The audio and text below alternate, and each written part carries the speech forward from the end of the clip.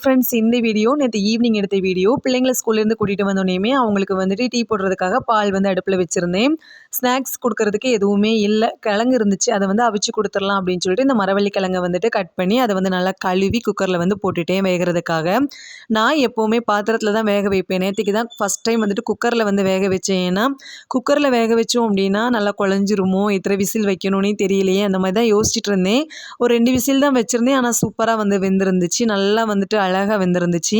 இனியெல்லாம் வந்துட்டு கிழங்கு வாங்கணும்னா குக்கரில் தான் வைக்கணும் அப்படின்னு நினச்சிருக்கேன். அப்புறம் பார்த்தீங்கன்னா, நான் மீன் கடைக்கு போனேன் அப்படின்னாலே நான் கண்டிப்பாக இந்த மரவள்ளி கிழங்கு கிடந்துச்சு அப்படின்னா வாங்கிட்டு தான் வருவேன். இதில் வந்துட்டு புட்டெல்லாம் வச்சோம் அப்படின்னா சூப்பராக இருக்கும் டேஸ்ட்டு. ஒரு வாட்டி ட்ரை பண்ணி பாருங்கள்.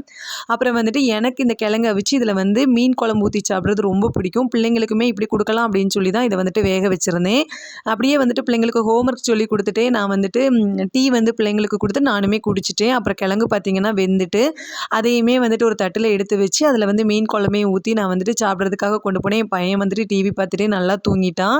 அப்புறம் நானும் என் பொண்ணு தான் வந்துட்டு சாப்பிட்டுட்டு இருந்தோம். அப்புறம் அவன் எழும்புனதுக்கப்புறமா அவனுக்கு கொடுத்துக்கலாம் அப்படின்னு சொல்லிட்டு, இந்த கிழங்கு வந்துட்டு எங்கள் ஊரில் இதை வந்து மரிச்சினி கிழங்கு அப்படின்னு சொல்லுவோம். நிறைய ஊரில் மரவள்ளி கிழங்கு அப்படின்னு சொல்லுவீங்க. உங்கள் ஊரில் வந்துட்டு இதை என்ன பேர் சொல்லுவீங்க அப்படின்ட்டு கமெண்டில் சொல்லுங்கள். அப்படியே வந்துட்டு திருப்தியாக வந்துட்டு சாப்பிட்டுட்டேன். வயிறுமே வந்து ஃபுல்லாகிட்டு. அப்புறம் நைட்டு சாப்பாடெல்லாம் நான் சாப்பிடவே இல்லை. இந்த மாதிரி கிழங்கெல்லாம் சாப்பிட்டோம் அப்படின்னா பசிக்கவே செய்யாது. என்னோட வீடியோ பிடிச்சிருந்தது அப்படின்னா லைக் பண்ணுங்கள், ஷேர் பண்ணுங்கள், கமெண்ட் பண்ணுங்கள். பாய்.